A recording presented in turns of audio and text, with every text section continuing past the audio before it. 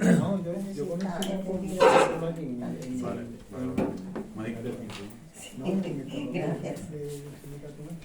Hola, muy buenas tardes. Vamos a empezar la tertulia de política internacional y agradecemos mucho vuestra presencia.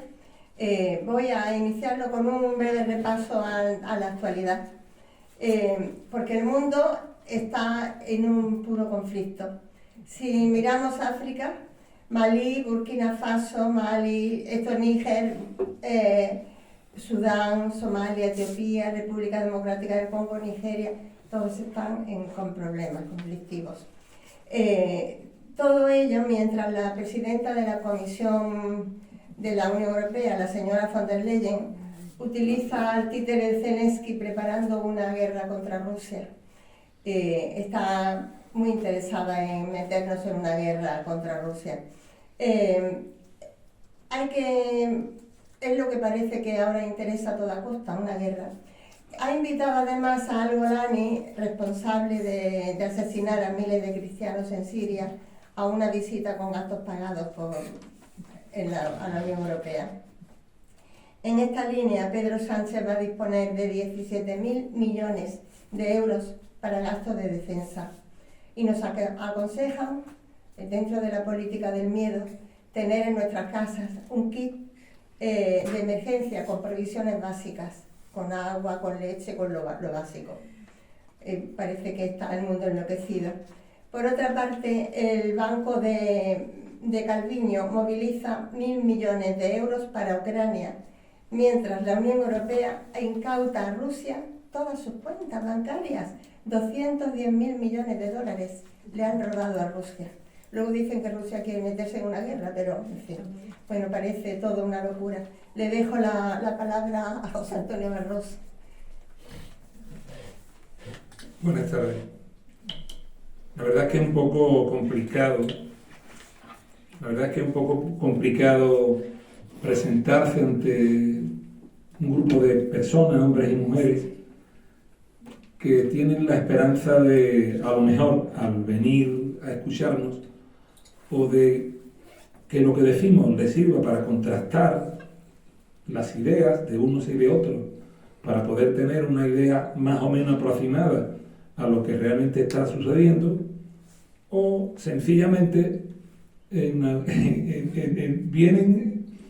en el propio auxilio, ¿no? El auxilio que se trata de obtener cuando la información que no el conocimiento asfixiante que estamos sufriendo no te da margen alguno ni siquiera para pensar de manera alternativa. Bueno, no sé si voy a contribuir, si vamos a contribuir a que ustedes saquen alguna conclusión, pero desde luego lo que sí que puedo garantizar es que van a tener nuevos elementos que les permita tener una idea bastante más aproximada y certera, no solamente de lo que está pasando, sino también de quiénes son los enemigos de los pueblos, de quiénes son los enemigos de los pueblos de España. Y en ese sentido hay que decir que no hay distinción alguna de ningún tipo entre el papel de Pedro Sánchez con el papel de Feijóo, con el papel de Sumar, con el papel de Podemos, porque si se pone uno en contra de una medida sin justificarse las razones de por qué te pones en contra, más allá de que podrían afectar a los servicios públicos, y no llegas a la esencia del conflicto, entonces te convierte en un colaborador necesario desde posiciones aparentemente progresistas de quienes pretenden el disparate que estamos a punto de abrazar con la fe de los conversos. Miren ustedes, a principios de los años 2000, Henry Kissinger decía: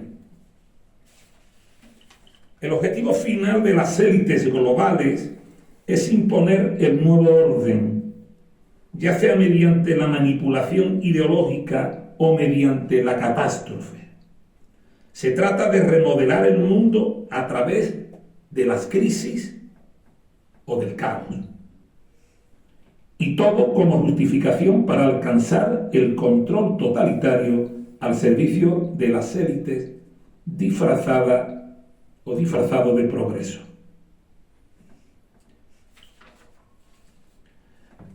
Está rayando ya las justificaciones del paroxismo. Antes de ayer decía un tertuliano, politólogo de la Sexta, concretamente de Al Rojo Vivo, que con todo su bagaje aparentemente intelectual y académico de profesor de universidad decía: en los próximos 5 años se va a rearmar Rusia. Y explica, ha sufrido muchas pérdidas en estos últimos 3 años. Bueno, desconoce, yo creo que no lo desconoce, lo sabe perfectamente, que la mayor parte del material que Rusia ha perdido en esta guerra es material de la época soviética, ocioso en su inmensa mayoría. No voy a decir que la obsolescencia, pero sí cercano a ella, y que son otras las razones por las que Rusia le ha infligido una tras otra derrotas a la OTAN, y no precisamente por los esfuerzos que ha llevado a cabo a costa de su arsenal, que el estratégico prácticamente no ha sido tocado ni siquiera un 5%. Pues bien, este sujeto dice: en los próximos 5 años Rusia se va a rearmar, porque ha sufrido muchas pérdidas en estos 3 años. Por tanto, nosotros también debemos de rearmarnos. Y dice: porque lo que quiere impedir Rusia es que la democracia se acerque a sus fronteras. Hay que hacer imbécil, ¿verdad? De ahí se colige que Europa se debe de rearmar para llevar la democracia a Rusia.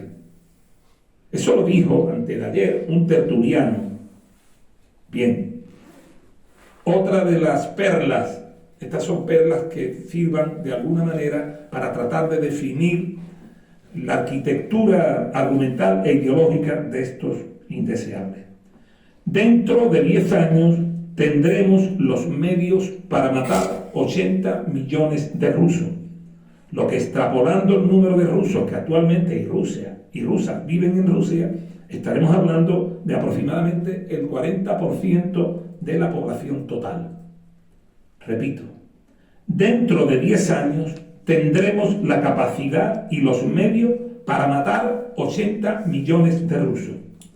Manuel Macron dice, al referirse a la capacidad disuasoria que según él va a tener el escudo nuclear disuasor, dice, claro, francés. Bien. A modo de recordatorio y teniendo en cuenta que estamos a punto de enfrentar también otra situación de crisis, que como el caos que se promueve, según Kissinger, tiene como objetivo que se alcance por parte de las élites el control totalitario de la población y también, como no, de sus magras rentas, por lo menos la de los jubilados y obreros de esta tierra. En la crisis del año 2008, ustedes recordarán que fue una crisis de naturaleza bancaria, financiera, inmobiliaria, que tuvo efectos devastadores en cuanto al empleo se refiere, y que enfrentó con más voluntad, entre comillas, lo de voluntad que acierto, el gobierno más progresista, en aquel momento se decía que lo era el de Zapatero, presidido por Jesús Luis Rodríguez Zapatero. Ahora el más progresista es el de Pedro Sánchez. Medidas que se tomaron como consecuencia de aquella crisis que sirvió para salvar de la crisis profundísima, yo diría que ruina al sector bancario europeo. Se congelaron las pensiones. No fue Rajoy. Rajoy mantuvo con aquel criterio de estabilización, algo así que se llamaba, que tan solo revisaban, en aquel momento yo no estaba jubilado todavía, aunque me cogió a final del año 2016 ya, el 0,25% de aumento. Se bajó un 5% de los salarios de los trabajadores de la administración pública y de las trabajadoras de la administración del Estado, de la administración central, de la administración autonómica, de la provincial y de la local. Se pararon todas las inversiones públicas, se dejaron de acometerse nuevas y se paralizaron las que estaban en tránsito. en transición. Se redujeron también los gastos públicos en materia de atención social. Y se retrasó, que no se nos olvide, hasta los 67 los años para jubilarse. Fue la manera de enfrentar la crisis.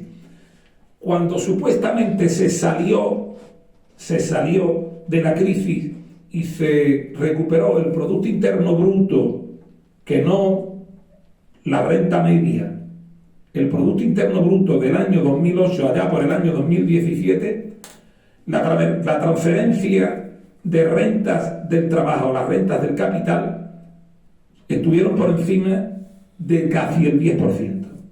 Con lo cual eso indica hasta qué punto alguien ganó frente a todos los que perdimos, que fueron la inmensa mayoría de la población. Ahora, a modo de una nueva crisis, un gasto descomunal, más descomunal aún que el que soportamos para salvar a los bancos, ¿verdad?, se nos avecina.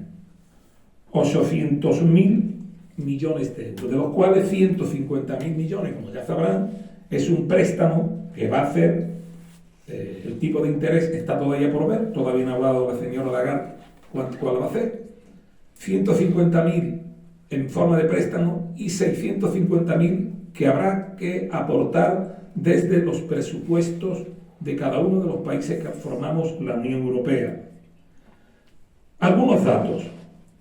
Según el Instituto Español de Estudios Estratégicos del Ministerio de Defensa, está a disposición de todos ustedes, en Europa existen las siguientes condiciones en materia de defensa. Somos la Unión Europea, somos la primera estructura política, llamémosla así, y administrativa, en número de soldados del mundo. 1.970.000 soldados y mujeres, hombres y mujeres.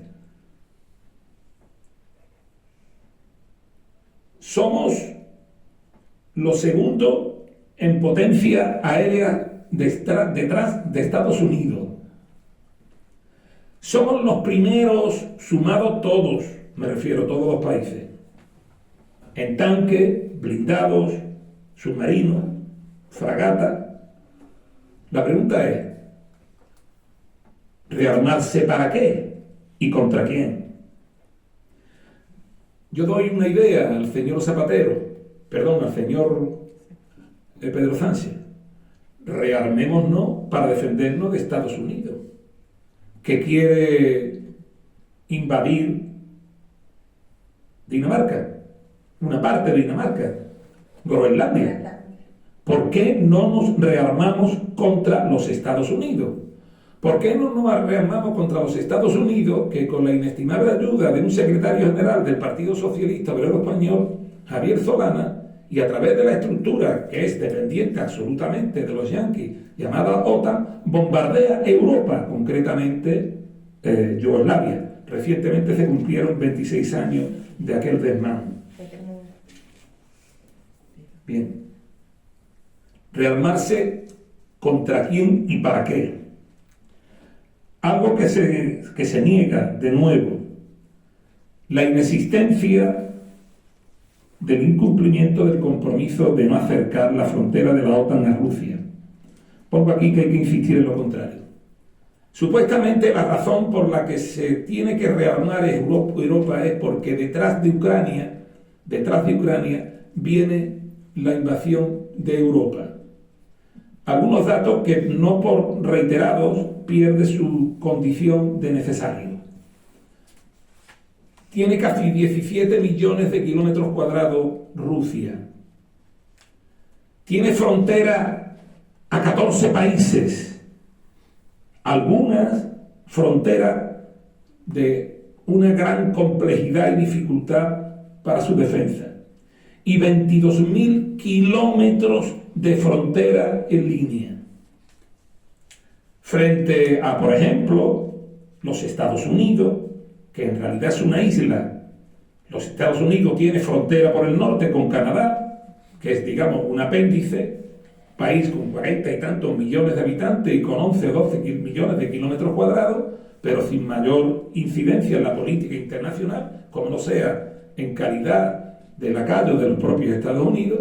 Y por el sur tiene a México, a la que permanentemente, por una supuesta vinculación de gobierno, en este caso un gobierno progresista, el de la presidenta actual, como anteriormente lo tuvo con el responsable de Morena, AMLO, pues está siendo amenazado con supuestas intervenciones o probables intervenciones norteamericanas, porque se dice que los cárteles o los carteles de la droga son los responsables de la inestabilidad en la frontera. Se oculta que prácticamente la totalidad del dinero resultante del blanqueo de la droga se hace precisamente esa actividad en los bancos norteamericanos, que sería por ahí por donde había que empezar para eliminar esa lacra de la misma, de la droga, me estoy refiriendo. Bien, y por el este un océano, y por el oeste otro océano. Por el este el Atlántico, por el oeste el Pacífico. Esas son todas las fronteras que tienen los Estados Unidos de América frente a las dificultades de las fronteras rusas, que ahora se ven esas dificultades agravadas precisamente por el incumplimiento sistemático que ha venido haciendo los Estados Unidos en particular y la OTAN, más en particular aún si cabe, de aquellos acuerdos que a principios de los años 90, por más que se niegue ahora, hay que volver a reafirmar que no es así, se comprometían aquellos acuerdos a impedir que se produjera el acercamiento de las fronteras de la OTAN a las fronteras de Rusia. Rusia, que no nos olvidemos, sigue siendo la primera potencia nuclear del mundo. Y también, como no, la primera potencia en capacidad coheteril. No hay una cohetería mejor que la rusa. Olvídense. No hay ninguna posibilidad de ganarle a Rusia por esa vía. De hecho, la guerra de Ucrania se termina el mismo día que lanzaron el Oresny y le demostraron a los yanquis que no había ninguna capacidad para enfrentar ese misil. Que sin tener los efectos contaminantes que pudiera tener un misil con cabeza nuclear, las características de este, sin llevar cabezas nucleares, hace que tenga la misma capacidad destructiva en el territorio que una cabeza nuclear. Aquel día se acabó la guerra en Ucrania. Bien. Elementos que están también poniendo encima de la guerra para decir que hay que atacar a Rusia. Recientemente ustedes saben que se habla mucho del alto al fuego y que Rusia no lo ha suscrito en su totalidad, o por lo menos no ha dado visto bueno, sencillamente porque no hay acuerdo sobre el tráfico marítimo en el Mar Negro. Este es otro de los elementos que están diciendo que hay que rearmarse para eso, porque Rusia no es de fiar y hay que enfrentarla con todas las garantías de poder derrotarla. Algo que no dicen los politólogos ni los que se dedican a hablar. Es muy fácil. Hace 2 años hubo un acuerdo efectivamente propiciado por la ONU para que los rusos respetaran a los ucranianos y los ucranianos respetaran a los rusos, para que ambos pudieran disponer del Mar Negro y poder a su vez disponer de las vías para poder exportar grano y alimentos e importarlos. Y que unilateralmente de aquel acuerdo Rusia se salió. Este es un elemento importantísimo porque tiene que ver con el plan de paz supuesto. ¿Saben ustedes por qué Rusia se salió? Muy fácil, porque Ucrania pudo seguir exportando su grano, pero Rusia no, por las sanciones que le habían impuesto los mismos que habían avalado de alguna manera aquel acuerdo hace 2 años. O sea, Rusia ya tenía posibilidad de salir, pero nadie le podía ni quería comprar porque automáticamente los norteamericanos y la Unión Europea lo sancionaba con el 25%. En algunos casos y en otros casos muchos más. Bien. Entonces, estas son las razones de que los rusos no se les garantizó que se iba a impedir el acercamiento de la OTAN, y la última, más reciente, también la están escribiendo como manera de demostrar que los rusos no son de fiar porque no han querido aceptar aquello que se habían comprometido de que las partes pudieran seguir saliendo por las vías, por las derrotas que permite la comunicación del Mar Negro con los puntos portuarios que sean de rigor. Bien, Pues entonces, ante eso, ¿qué dice la Unión Europea? Pues con los norteamericanos, como los norteamericanos nos van a abandonar, pues entonces no tenemos más remedio que rearmarnos. Y el cretino de Pedro Sánchez dice que bueno, que en realidad no es un rearme, que va a ser una especie de desarrollo tecnológico, porque no olvidemos que también la tecnología aplicada al complejo militar industrial pues genera empleo, genera investigación, etc. Al respecto de esto hay que recordar una cosa: las 4 o 5 empresas que tenemos que se dedican a la producción armamentística en este país, con excepción de Navantia, que es una de ellas, están participadas por los fondos de inversión norteamericanos. Con lo cual, hoy no hay industria autónoma europea, industria propia. Los norteamericanos por un lado y nosotros por otro. Están totalmente penetradas las unas y las otras, sencillamente por aquellas corporaciones que no tienen patria, que son de índole apátrida, si ustedes quieren, pero de carácter mundial y que en definitiva propicia que las decisiones se adopten siempre en rigor, en función de las nuevas élites globales que vienen a sustituir a las élites tradicionales.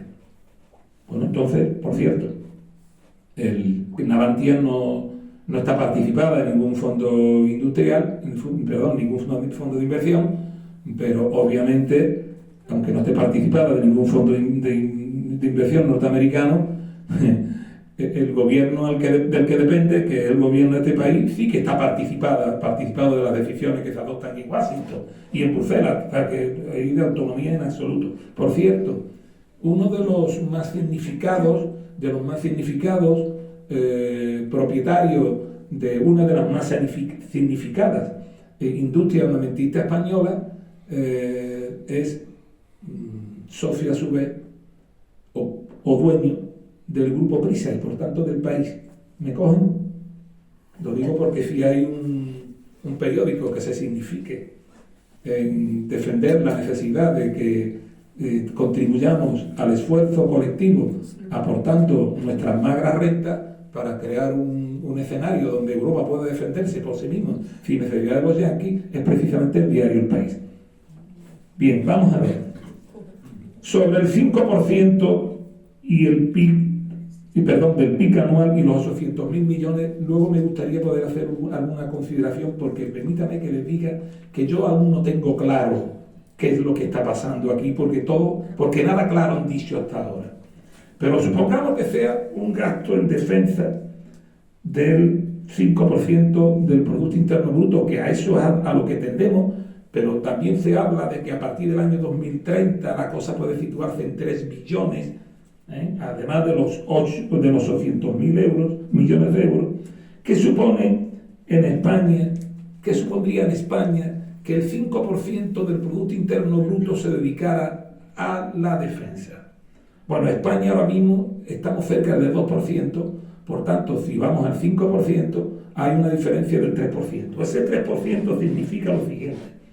Si tenemos en cuenta que el 6,8% del Producto Interno Bruto se dedica en este país a la salud y el 4,71% del Producto Interno Bruto se dedica al año en este país a la educación, el aumento hasta el 5% supondría ese 3% de diferencia, un 50% del PIB dedicado a la salud y un 65% del PIB dedicado a la educación.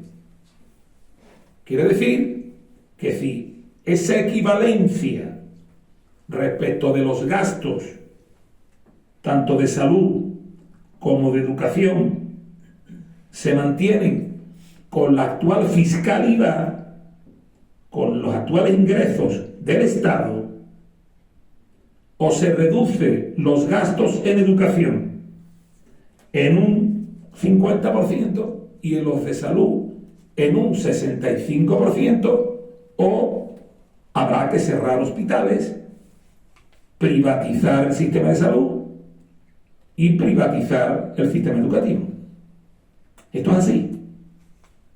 Si la diferencia del 2% que ahora mismo con el que contribuimos a la defensa europea, que es el gasto que tiene España respecto del PIB, suba al 5%, una diferencia del 3%, para atender las demandas y exigencias de la Unión Europea, ese dinero, ¿de dónde va a salir? O quizá pretenden hacerlo de las pensiones. Esto es más complicado. Más complicado porque, claro, los viejos somos, en este caso, pues 10, 12, 13 millones de ciudadanos españoles que votamos. Por tanto, más probable es que se reduzca en ese porcentaje. O hay otra solución. 3 soluciones. Una, endeudarse para hacer frente a ese 3% de diferencia, pero se endeuda, pero luego hay que amortizar la deuda. También por la vía de deducirlo de los gastos sociales o aumentando la fiscalidad. Si se aumenta la fiscalidad, ¿cómo se hace? Con 2 impuestos. El impuesto de valor añadido o valor agregado, el IVA, o el más fácil, el impuesto de la renta de las personas físicas. Al final, ¿quiénes pagamos? Al final, ¿quién paga? Los de siempre. Los de siempre. Claro está, lo otro es recortar las partidas sociales y abrir la vía de la desprotección social y, por tanto, de la privatización, que también, de alguna manera, es una forma de obligarnos a suscribir planes de pensiones o seguros, etcétera, etcétera. Para hacer eso, ¿qué hay que hacer? Bueno, yo he recurrido a Maquiavelo. Tiene una frase extraordinaria que es la siguiente: aquel que controla el miedo de las gentes se convierte en el amo de sus almas. Aquel que controla el miedo de las gentes se convierte en el amo de sus almas. Estos canallas se quieren convertir por la vía del miedo en los dueños de nuestras almas. Y ahí están todos. Desde el que se entroniza por la vía en su momento, el general Franco, el descendiente del ominoso y demeritado Juan Carlos I, hasta el último diputado cretino que dice sí buena a cualquier exigencia que parta de Bruselas.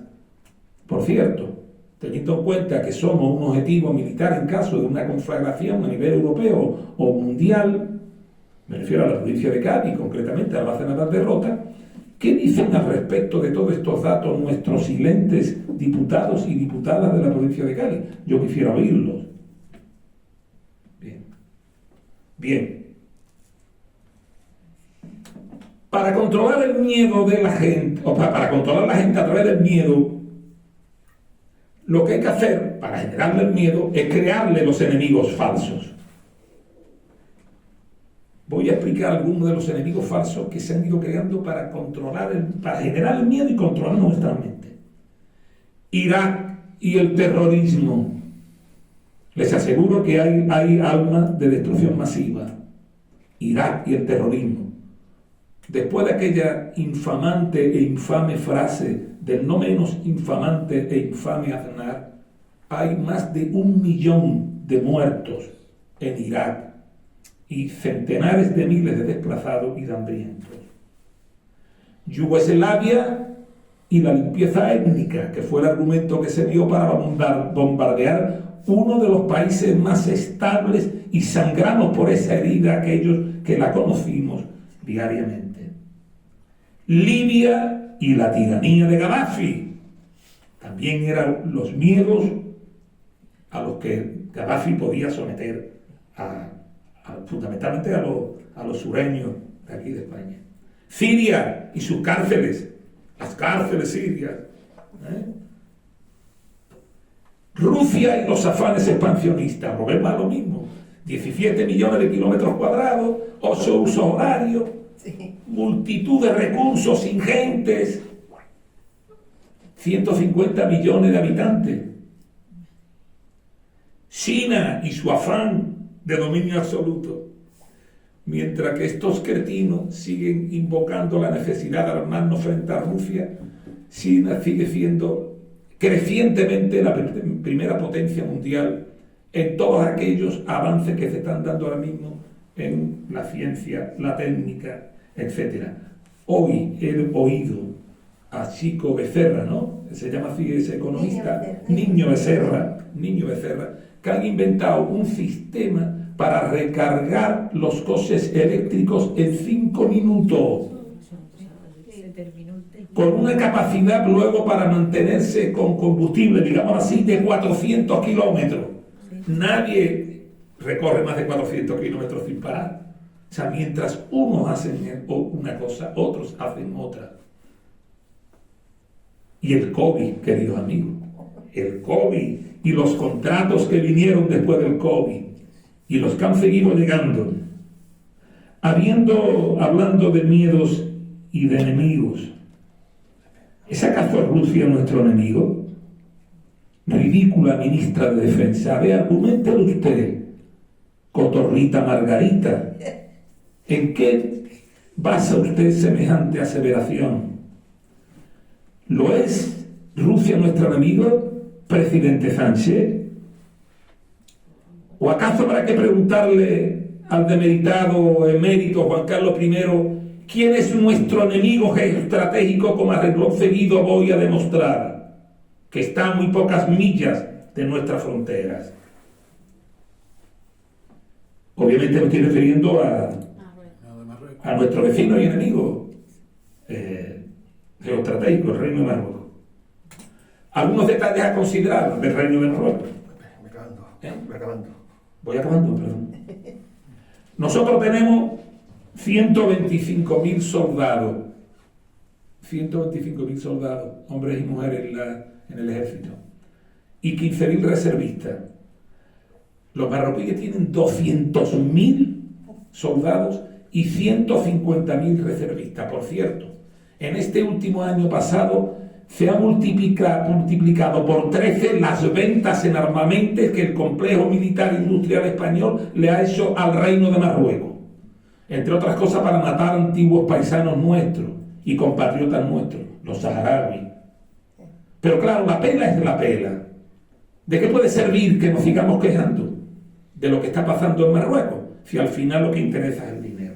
Y termino ya de verdad, porque si no Juan me va a dar un palo. Vamos a ver.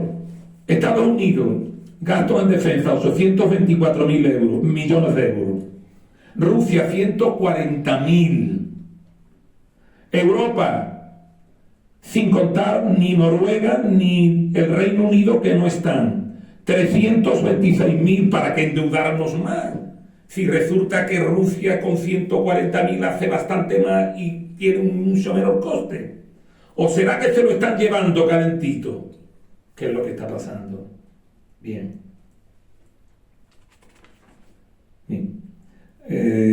Y termino ya. Ahora que sí, ¿verdad? Rusia ha sido invadida en 1812 por Napoleón, en 1904 por Japón, en 1917, en la guerra del 17 hasta 1921, después del triunfo de la Revolución Soviética, fue invadida en la guerra civil por Japón otra vez, por los Estados Unidos, por Francia, por Italia, por Inglaterra, por todos. ¿A cuántos ha invadido Rusia? Alguien podrá decir que Afganistán no. Afganistán atendió al requerimiento de un gobierno marxista que en Afganistán existía. Todavía se están preguntando cómo es posible que se creara aquel avispero para, de alguna manera, acogotar por el sur a Rusia, con los resultados que tenemos por conocidos. Y nada más.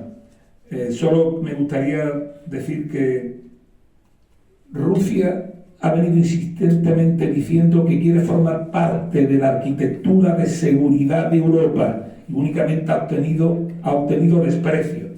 Europa solo habla de guerras, mientras Rusia ofrece paz y acuerdo sobre intereses comunes, como pueden ser la energía más barata, los recursos mineralísticos más baratos, el conocimiento que tiene, la feracidad de su tierra, la amplitud de la misma, los recursos por explotar.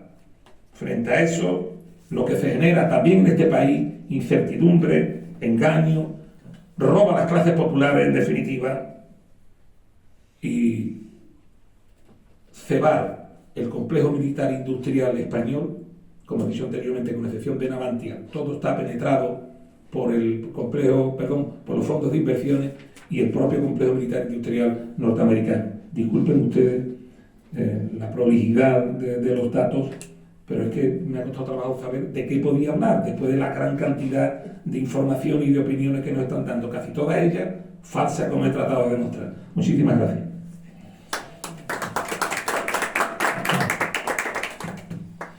Pues buenas tardes, a ver si en 20 minutos antes puedo un poco acabar lo que tenemos, pero es que hay que hacer el parado de Mengallo. No, pero yo, un cuarto de hora, perdón, un cuarto de hora por lo menos. Vamos a intentar que podáis preguntar, porque creo que ahora mismo es interesante el saber de toda la morralla mediática que nos están metiendo en la cabeza, pues a cada una le puede salir por algún sitio y puede haber muchas dudas que podemos resolver entre todas.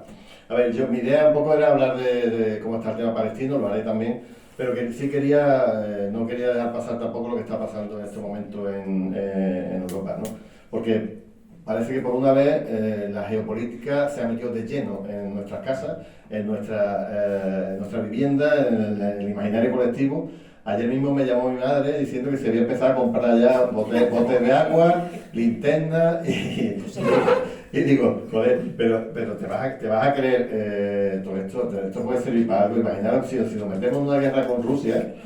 Ya aquí hace muchos meses presenté un vídeo de Medvedev, que era presidente antes de Putin, diciendo que acababa de poner los misiles más potentes que tenía, apuntando al escudo antimisile que se había ubicado en Rota y en otro sitio de Europa. Cuando pasó eso, ese vídeo está traducido al castellano, si queréis otro día me lo traigo de nuevo. Lo que hice fue entrar en un simulador de qué pasaría si cae una bomba nuclear en un sitio como Rota y jugué al simulador y a ver lo que decía, ¿no? Decía que 250.000 personas en los primeros segundos estaban muertas y hasta 1 millón de personas podían morir en los próximos semanas o meses, ¿no? Vamos a morir tratados con nuestra agüita guardada y nuestra linterna, pero eso no sirve absolutamente para nada en un caso de conflagración. Ahora, lo que ha hecho Pedro Sánchez y lo que han hecho otros como Meloni, es decir, no hablemos de rearme, porque está feo el de gastarnos el dinero de armas para quitárselo a gastos sociales, no hablemos de eso, vamos a hablar de estar preparados, vamos a hablar de enfrentar una pandemia, vamos a un fenómeno meteorológico extremo y vamos a cambiar la denominación, pero no vamos a cambiar los planes. O sea, que los planes son gastarse 800.000 millones de euros en armas. Cuando, como Pepe ha avanzado, bueno, pues el gasto en armamento del Reino Unido es básicamente, bueno, quizás este año ya no tanto, pero es básicamente igual al de Rusia. O sea, Europa gasta 3 veces más en armamento que Rusia, y sin embargo tenemos que defender de Rusia. Y además con un argumento estúpido, ¿no? Diciendo es que en 2030 tenemos que estar protegidos ante Rusia, porque nos puede atacar. Pero si Rusia, si quisiera atacar Rusia a Europa, pues no esperaría a 2030, ¿no? Atacamos mañana. Y ya está, ¿no? Es que estamos tontos. Pero además, ¿para qué sirve protegerse ante Rusia? Ayer hablaba con un compañero del trabajo que me decía qué potencia misilística tenía Rusia. Pepe ha hablado del Oreshnik, ¿no? Del Avellano. Ese misil que solamente con energía cinética es capaz de provocar daños similares al de una bomba nuclear táctica, ¿vale? Ese es gordo porque con un misil de esos que son imparables, básicamente nadie lo puede parar. Yo pongo un Oreshnik que ya se tienen instalado varias decenas, los pongo apuntando, ¿no? O sea, a la flota norteamericana, a los submarinos, y en 2 minutos no queda ni un submarino, o sea, ni un portaaviones norteamericano, no existe. Se acabó el poderío norteamericano que despliega, cuando no tiene base cercana, lo despliega a través de bases flotantes. Adiós, con un solo disparo, ¿no? Pero es que eso no es todo, eso no es muchísimo menos lo más gordo que puede tener Rusia en mente. Yo hace un año aproximadamente hice un pequeño estudio de las armas que tenía Rusia desde el punto de vista de las armas nucleares rusas, y además lo tradujeron en como 17 idiomas ese artículo, salió sobre todo en Asia, y fue curioso porque cuando la gente se entera de que es el Sarmat, o el lenguaje de la OTAN, el Satán 2, pues se quedan con las patas colgando directamente. Imaginaros un misil que se tira o bien desde un camión móvil o desde un silo, que un solo tiro puede dar la vuelta al mundo entero. O sea, puede salir de la atmósfera y estar actuando como un satélite, dando vueltas por el mundo. Imaginaros, todas las defensas norteamericanas están apuntando hacia Rusia, pero si eso da la vuelta al mundo, lo puede coger por detrás y además con la velocidad que lleva es imparable. Bueno, ese objetivo, ese misil tiene 12 ojivas nucleares. 12 ojivas nucleares de un tipo que se llaman Avangard, que son como planeadores, son una especie de alas delta, además hasta bonito desde el punto de vista aerodinámico. Pero un solo disparo de un Satán 2 es capaz de borrar, con las 13 ojivas, capaz de borrar a Alemania, a Francia o al Reino Unido con un solo tiro, borrarlo del planeta. Un solo tiro. Y es imparable. O sea, que el Orezny está bien, o sea, el avellano, pues para darte, eso dice que las balas de avellano duelen mucho, ¿no? Cuando te pegan un balazo, pero imaginaros un satanazo de un Sarmat de esto. Es imposible. O sea, que por mucho que queramos hacer, Estados Unidos está muy lejos en cuanto a interceptores o en cuanto a cohetería, como decía Pepe, está lejísimo de lo que ha alcanzado Rusia. Estamos hablando de que la Vanguard va a Mach 30 veces la velocidad del sonido. Estados Unidos tiene algunas cosas Mach 5, pero falla más que una escopeta feria. O sea, todavía no lo tiene dominada esa tecnología, que Irán la tiene bastante más dominada y que China está empezando a hacerlo. De momento, Rusia es absolutamente la reina de los cielos con ese tipo de armamento. Y yo digo, hablo del Sarmat, pero si nos vamos ahora mismo al submarino, a los Belgorod, hay misiles que además, que más que un misil es ya un dron que puede estar a lo mejor un año a 1000 metros bajo el agua, parado, quieto, sin hacer ningún tipo de ruido, ni emitir ningún tipo de nada. Lo activo con un motor que puede ser bastante rápido, pero además eléctrico, con lo cual no es detectable. Y cuando un submarino Belgorod dispara en Poseidón al lado de la costa, crea un tsunami radiactivo que es capaz, como decía uno, de hundir Reino Unido. O sea, de crear una ola tan grande que ese tsunami radiactivo hace que no se pueda vivir a unos kilómetros de la costa para adentro durante muchos cientos de años. Eso lo tiene Rusia en su poder. O sea, diciendo, ¿para qué nos vamos a armar? O sea, ¿para qué vamos a gastar 800.000 millones? No es más fácil hacer la paz con Rusia, que es lo que está haciendo Estados Unidos. ¿Por qué Trump está loco? Trump está loco por muchos motivos, ¿vale? No voy a defender. Pero ¿por qué está Trump loco por intentar hacer la paz cuando lo que tenía que hacer Europa es lo mismo? ¿Para qué nos tenemos que inventar enemigos? Porque ¿alguien cree que Rusia, con la superficie y la riqueza que tiene, minerales, gas, tierra rara, necesita el Donbass, necesita invadir Europa? ¿Para qué? Es que es un absurdo. Va a llegar hasta Portugal para invadirnos. No tiene ningún sentido. De hecho, Rusia, cuando Estados Unidos da el golpe de Estado, porque tú dices, es que Ucrania se ha querido meter en la OTAN, esto es un club, ellos lo han pedido democráticamente y vale, no podemos negarlo. No, mira, en Ucrania había un gobierno legítimo que no quería entrar en la OTAN. Entonces, lo hemos cambiado a través de un golpe de Estado y ahora dice, no, democráticamente pido entrar, coño. Pero así no vale. Evidentemente lo han jugado para que entraran en la OTAN y han puesto a un títere que además se ha querido cargar al 20% de la población del país. Que es que no solamente hablaba ruso, son rusófonos, no son rusófonos, son rusos étnicos, rusos culturales, rusos cristianos, o sea, ortodoxos.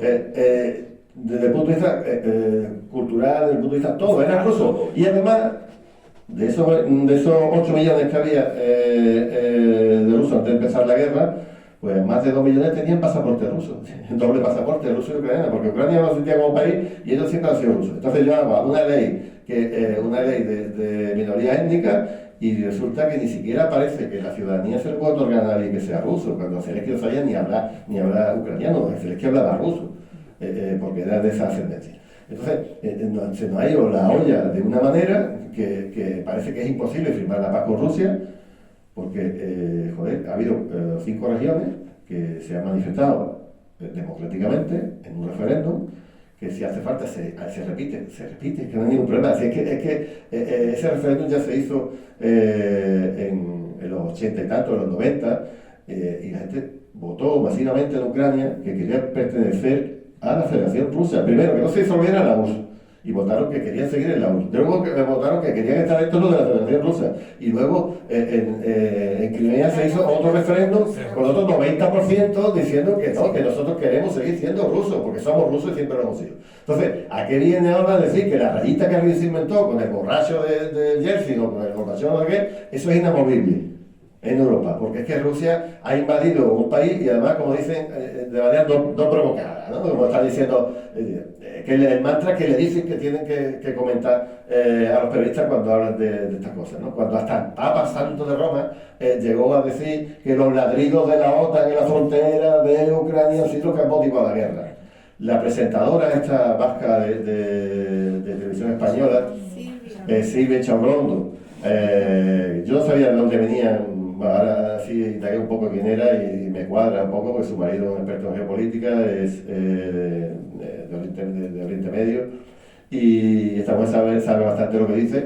Y un día, no sé, se le escapó, o a lo mejor lo dejó caer, digo que, bueno, a ver, esta guerra, le preguntó a un Ota tonto, como dice un compañero, le preguntó, pero a ver, no sabemos que esta guerra empezó porque Estados Unidos quería colocar misiles al lado de Rusia, y ahora Estados Unidos pues ha visto que la guerra no se puede ganar, yo me retiro y ahora se queda Europa con las patas colgando sin saber qué hacer. Y lo digo así en menos tiempo del que yo he tardado en decirlo. En un minuto resumió lo que estaba pasando. Y digo, esta tía la va a cachar, en un segundo. Se cargó todo el relato que han estado durante mucho tiempo intentando hacer que crean. Y el otro dijo, bueno, es que Europa, el experto de geopolítica, no supo ni relativle edad, porque el tema estaba absolutamente... Eso no se puede decir, es público, aquí lo decimos, y ya sabemos lo que suele pasar con estas cosas.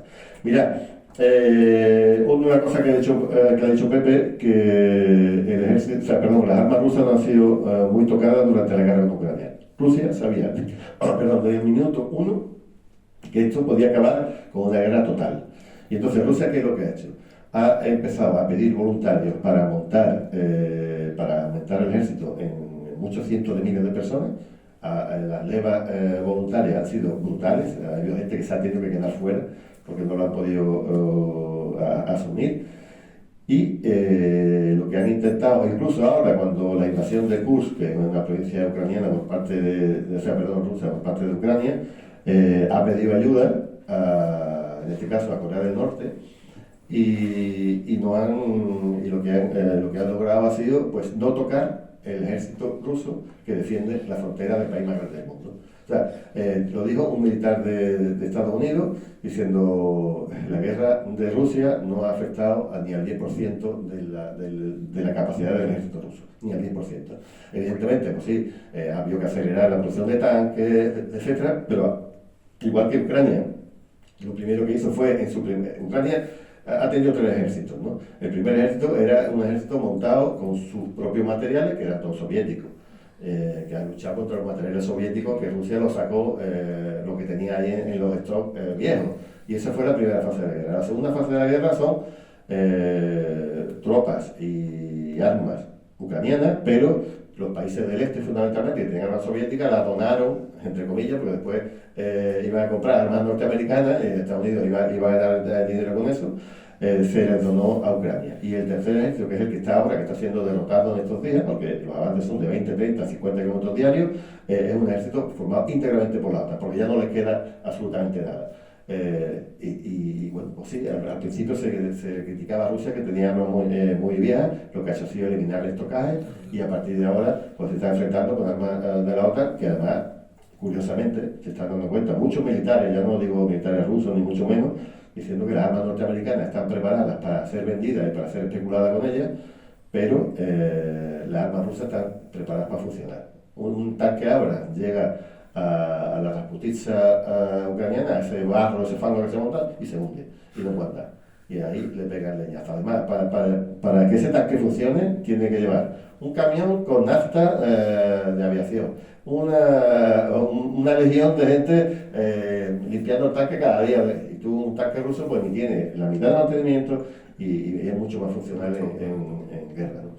Así que eso es la historia. Yo creo que es muy fácil llegar a una paz con Rusia, simplemente hay que ceder y la cesión que habría que hacer a Rusia es lo que llevo pidiendo. Unas condiciones de seguridad que la OTAN quiere, pero que no se puede tener seguridad constante que otro país no lo tenga. Vamos a tener un pacto de seguridad como lo que hemos tenido y Santa Pascua llegaremos a una situación primero jodida porque bueno, aquí se han volado gasoductos, ha habido muchos muertos, etcétera, pero en unos años estarán los alemanes como locos otra vez invirtiendo en Rusia como estaba pasando, porque nosotros nos tenemos que entender con nuestros vecinos.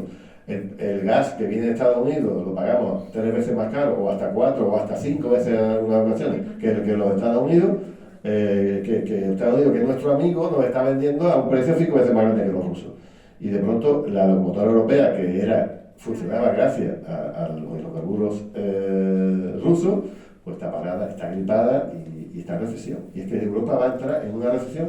De nuevo parece que va a haber otro periodo inflacionario bastante potente por culpa de las sanciones que se están haciendo. Entonces Trump, en este caso, no está en absoluto loco, simplemente quiere buscar esa paz que deberíamos estar buscando todas y todos, también en Europa. Y lo malo es que Rusia no se va a fiar de Europa después de los antecedentes que había. ¿Qué antecedentes ha habido? Pues que se firmó una paz en Ucrania, que fue el acuerdo de Minsk I, después otro que fue Minsk II, donde ¿qué se decía? Bueno, Ucrania va a mantener todo su territorio salvo Crimea y el Donbass, Donetsk, Lugansk, etcétera, esas regiones se le van a dar cierta autonomía para que la gente que son de ala rusa, de historia, de cultura, de etnia rusa, se sientan a gusto ahí, se va a poder seguir hablando ruso en la calle o en la escuela y una cierta autonomía. Pasa 1 año, pasan 2 años, pasan 3 años, no se aplica nada a esa autonomía y al final pues reconocen presidente de Francia, presidenta o primera ministra alemana, que la Merkel lo dijo claramente, que hemos utilizado el tema de Minsk para engañar a Rusia para poder armar, ¿no? Y entonces Rusia ahora, lógicamente, dice, a ver, yo voy a firmar una paz con Zelensky o con Europa, lo que sea, pero yo quiero garantías. Y esa garantía me las tenéis que dar porque ya me había engañado 2 veces. No, 3.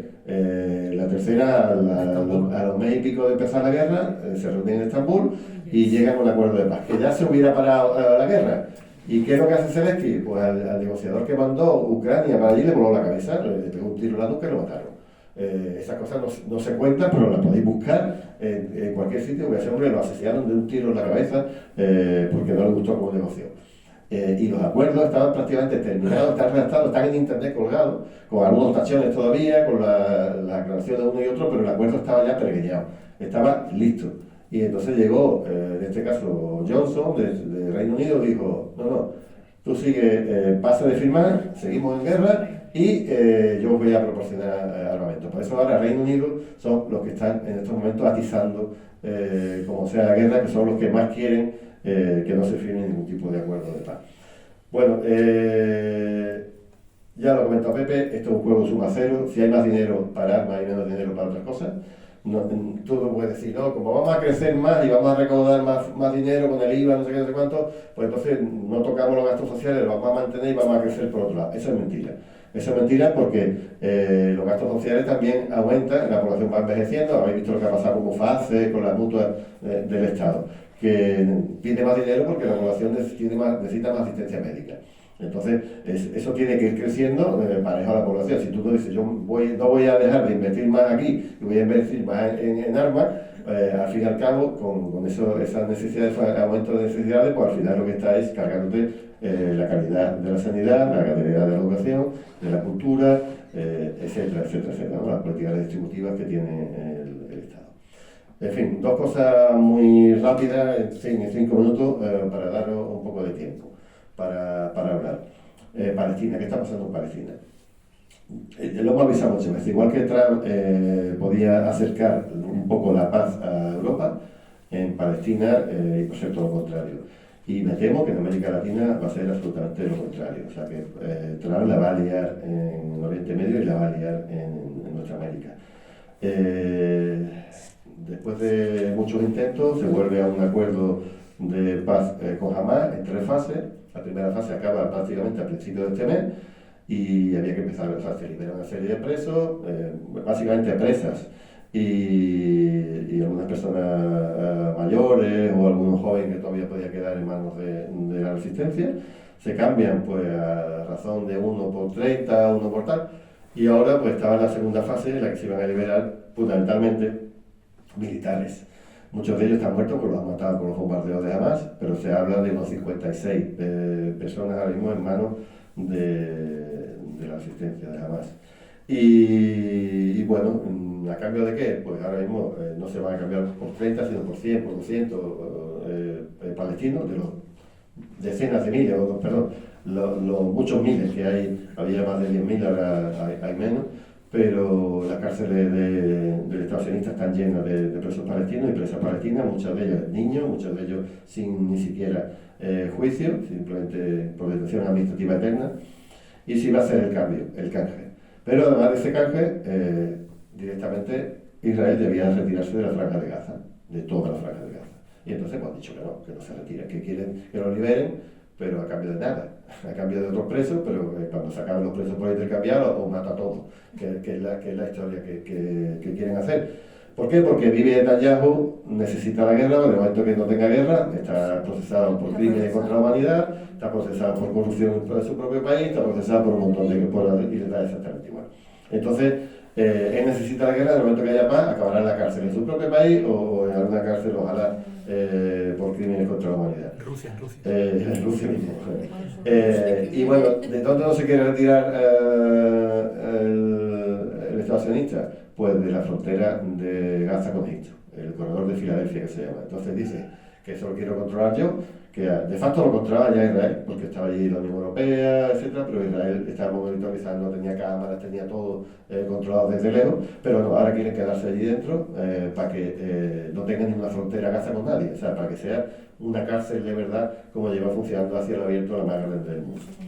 Y tampoco se va a retirar del corredor de Netzarim, que es la franja de Gaza es muy estrechita, de 12 kilómetros, pues en el centro hay otra zona, otra carretera que une la costa con el interior, y de ahí tampoco dice que se van. Entonces, de estas condiciones lo van a firmar, y lo que nos está diciendo la televisión es que Antena 3 he visto notas de hace nada diciendo que ellos han roto el alto fuego, que jamás lo ha roto, que lo han roto los dos. No, el alto fuego lo rompe de manera clara Netanyahu, y lo rompe y ha matado, creo que han sido 800 personas en 9 días, básicamente todos niños y niñas y mujeres, y prácticamente el 100% civiles, ¿no? Eso ya supera los 50.000, no sé cuándo acabará esto. Y luego, bueno, hay mucha tensión en estos momentos en el sur del Líbano. Bueno, perdón, hay algunos analistas militares que están diciendo que se va a producir la reinvasión de Gaza entera de nuevo, van a entrar otra vez a sangre y fuego para matar a lo que puedan. Y supuestamente Europa, que se va a rearmar para defender los valores de humanidad que tenemos, de democracia, cultura, respeto a los derechos humanos, etc. No sé a qué está jugando Europa en Gaza. Nos preocupa mucho lo que pasa en Ucrania, donde prácticamente no mueren civiles y los civiles que mueren son rusos o prorrusos, mientras que aquí que lo que mueren básicamente son mujeres y niños, más del 50-60%. O más del 60, casi el 70, perdón, no le importa nada, ¿no? Bueno, esto es lo que está sucediendo. Se está liando parda ya en el sur del Líbano, vamos a ver qué sucede, pero quería hacer una mínima mención a lo que está sucediendo en Yemen. Los yemeníes de nuevo, los hutíes, están volviendo a atacar con misiles 9 veces hipersónicos a los barcos norteamericanos, porque es que Trump empezaba a atacar, y además antes atacaba posiciones militares, pero desde que está Trump empezaba a atacar ciudades, a matar a mujeres y niños otra vez, atacar a Estados Unidos, atacar a Reino Unido y atacar a Israel, ¿no? En los tres juntitos. Y bueno, pues a pesar de todo eso, los yemeníes que viven en precario, que tenían en fin, problemas de desnutrición, etcétera, etcétera, no se amilanan y están atacando a Estados Unidos de dos maneras. O sea, muchas veces están porque ellos no atacaban a Estados Unidos, estaban atacando a los barcos que iban a Israel o a los barcos israelíes. Pero Estados Unidos en teoría, como considera a Israel como un estado más de ellos, pues ha dicho que lo estaban atacando a ellos. Y entonces, bueno, pues una vez que ellos se ponen a atacar a Yemen, Yemen responde. Y bueno, pues no solamente están cargándose atacando a los barcos de manera que no se pueden acercar a Yemen, sino que le están cortando cada vez que hay un ataque previsto, se mueven barcos para atacar a Yemen, llevar los aviones cerca para que hagan un ataque y vuelvan, pues Yemen empieza a lanzarles cohetes y entonces tienen que retirar los barcos hacia atrás y los yemeníes impiden que se les esté atacando. Es absolutamente alucinante, ¿no? Que vaya pollo que he liado, ¿no? Vaya que liado, y lo que queda, ellos dicen que solamente levantarán el pie del ataque a Estados Unidos en el momento en que vuelva a entrar la ayuda humanitaria a Gaza y se firme una paz duradera. Simplemente es pura solidaridad humana, como no se ha visto en ningún sitio. Porque a Europa tampoco nos atacan, o sea, en teoría nosotros no tenemos... Yemen está atacando a Israel para que no ataquen ellos a Gaza, y ya está. Eso es lo que están haciendo. Lo que ocurre es que bueno, Europa se ha metido, el Reino Unido se ha metido y están atacando a Yemen porque Israel, aunque dice que tiene el ejército más potente del mundo mundial, al final no se puede defender solo. Y al final está toda la OTAN defendiendo a Israel, el escudo de Rota de la base que está aquí está defendiendo a Israel, no nos ha defendido a nosotros nunca, jamás para nada, y sin embargo sí está defendiendo al Estado sionista frente a los cohetes que mandaba Hezbollah de Líbano. Y bueno, he de resaltar que a pesar de todos los pesares sigue la resistencia yemení defendiendo a Palestina con los recursos que tiene y a la distancia de los miles de kilómetros a los que está. Gonzalo, tío, no es... Sí, no, yo quería comentar un par de apuntes respecto a lo que está haciendo ahora mismo el sionismo militarizado, y es que también está bombardeando la provincia oeste de Siria, cerca alrededores de Latakia, y bueno, están hasta Quneitra, todo el Golán lo han ocupado y no se habla de eso tampoco. En fin. No solamente no se habla, sino que se tapa. O sea, de hecho, acaban de invitar a un tipo de Al-Qaeda, o sea, que hemos puesto en el gobierno de Siria, que además cuando salió la gente de la ministra de los verdes Oliva, ¿no? Los verdes, la Annalena Baerbock, no quiso ni darle la mano, no puede tocar a una mujer, le dice así desde lejos, no le habló en toda la reunión, ella venía a su asesor, le habló, ni la miró, ni miraba a esa mujer. Es que hemos metido a Al-Qaeda a gobernar Siria. Rusia lo estuvo impidiendo muchos años, pero ahora bueno, Álvarez ha estado allí blanqueando a un terrorista de Al-Qaeda, le cambiaron, bueno, le cortaron la barba, la pusieron más chiquitita, no sé qué, pues tendría barbones, le han puesto un traje, le han quitado el traje verde olivo, le han puesto un trajecito más tipo occidental, y bueno, y ahí andaba la gente de televisión española, la periodista de televisión española, una muchacha raíz gaditana, y está allí mintiendo día sí, día no, sobre lo que está sucediendo, y hemos colocado a Al-Qaeda en un gobierno.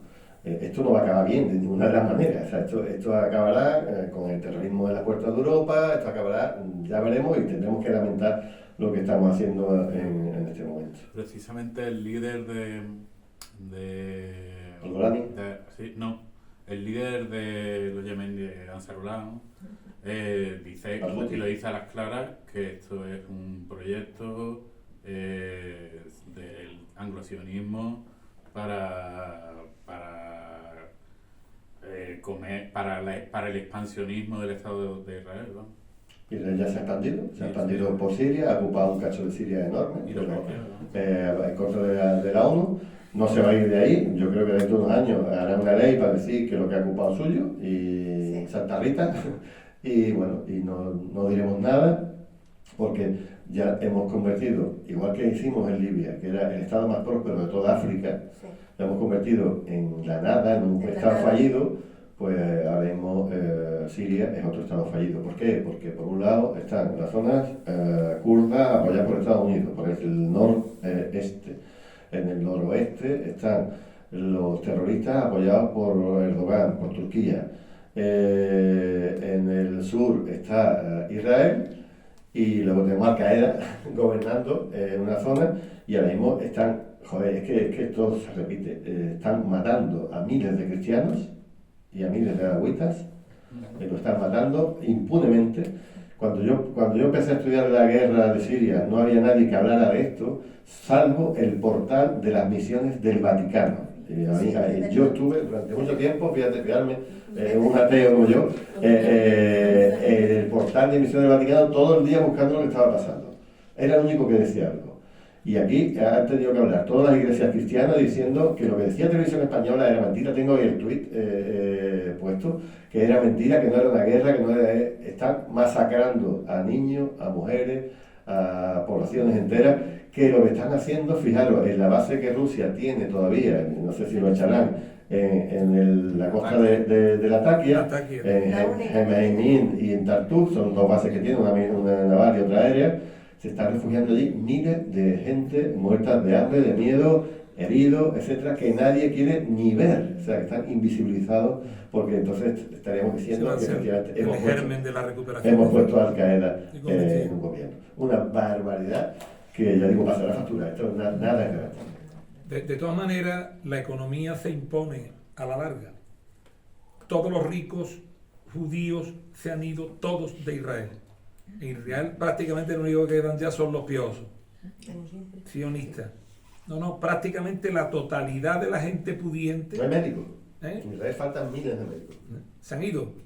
Todas las profesiones liberales prácticamente se han ido todos. Ingenieros, arquitectos, médicos, economistas y la gente pudiente de dinero también. También. Argentina han vuelto decenas de miles. Argentina, sí. También. Eso también se oculta. Yo te quería preguntar, cuando tenía varias preguntas, de una de ellas, ¿en qué situación está la resistencia de Palestina ahora? Que ahora que no tiene por Líbano no le entra creo que no le entra suministro, o sí. No entra. Entonces, ¿cómo puedes en el futuro, cómo pueden?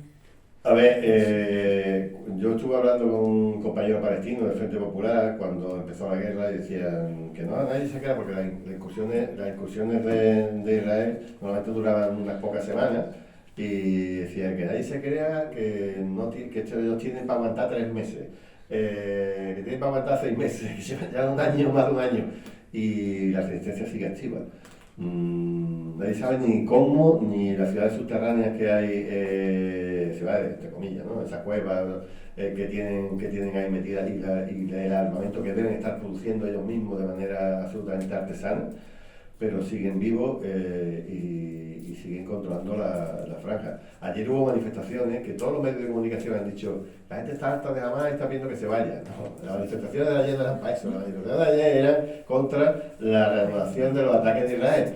Que hoy me he ido a la prensa árabe, estaba leyendo y digo, hostia, tío, pero es que el país, el público, no sé qué, decían que era contra Hamas.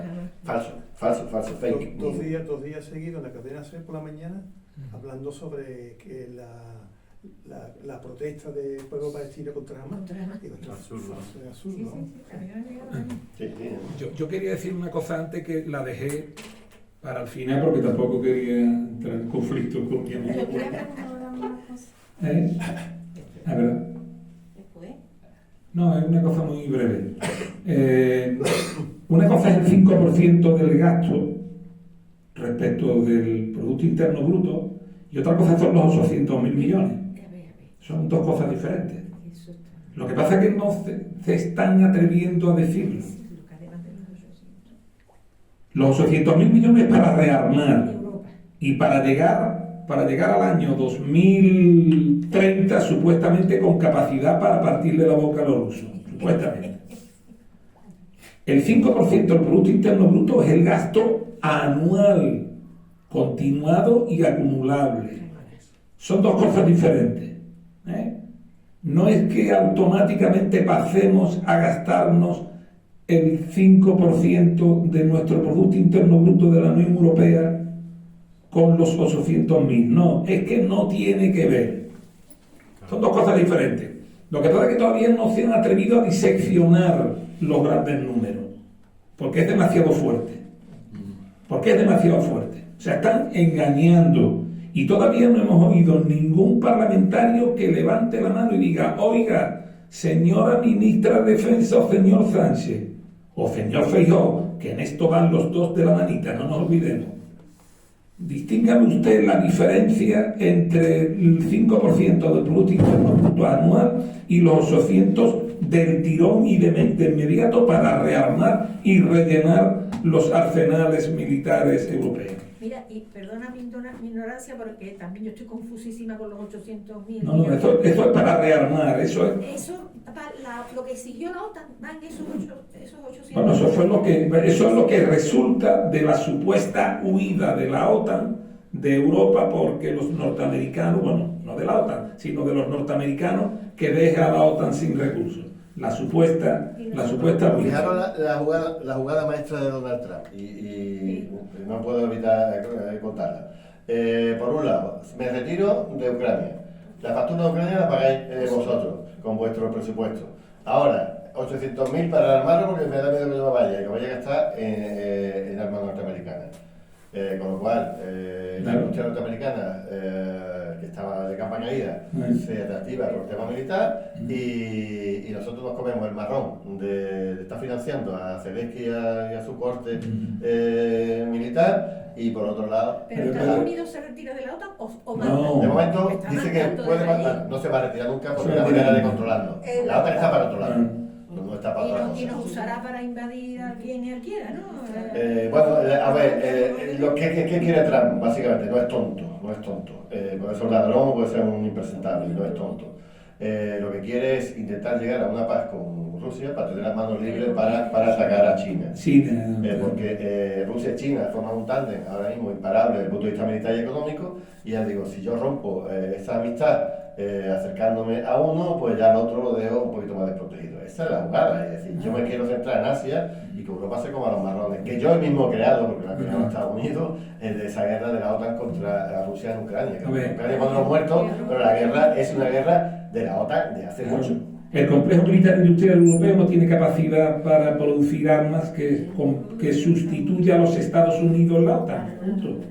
Históricamente, los países que componen la OTAN, digamos, europea, han comprado el 75% del armamento de la OTAN, lo han comprado al complejo militar industrial norteamericano. Y eso se va a seguir manteniendo, porque tienen la tecnología, tienen digamos, el mercado, controla el conocimiento, controla la ingeniería. Para que nosotros algún día podamos tener un complejo militar industrial, cuando digo nosotros, digo Europa, tiene que desarrollarse mucho la investigación y tiene que desarrollarse mucho la tecnología para sustituir en la producción armamentista, en el papel que cumple el complejo militar industrial norteamericano, sustituirlo al complejo militar industrial europeo. Pero mientras tanto, como no pueden generar ese monto de armas para seguir cumpliendo esa función, pues hay que poner 800.000 millones para comprarle armas a los yanquis. Fijaros si está contento Trump, que había pasado de Europa absolutamente del todo, había pasado de Ucrania, y de pronto vuelve a meter a los europeos más o menos en la mesa, vuelve a sentarse con Zelensky, a escuchar lo que diga, etcétera, porque está contentísimo. A Zelensky le he quitado todas las tierras raras que los chinos ya no lo venden.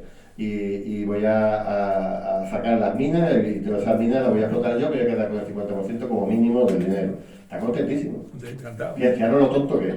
En fin, lo siento, pero estamos... Bueno, venga.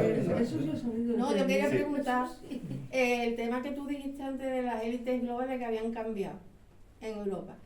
La hoja de ruta que nos han dado Draghi, dice, es que lo he escuchado ayer hoy, que se la habían impuesto, pero que ahí te dicen claramente que es que nos van a reducir